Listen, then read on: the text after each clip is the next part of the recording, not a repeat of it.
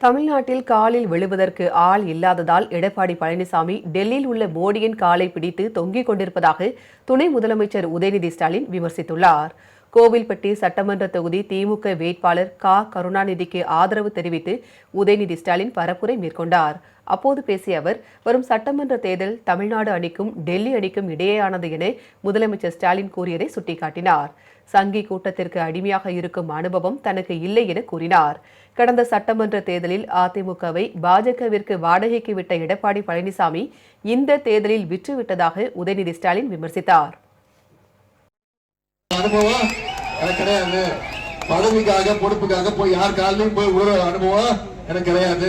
சங்கி கூட்டத்துக்கிட்ட அடிமையா இருக்கக்கூடிய அனுபவம், இந்த அனுபவம் எனக்கு கிடையாது அப்படின்னு இப்ப என்ன தெரியுமா சொல்றாரு?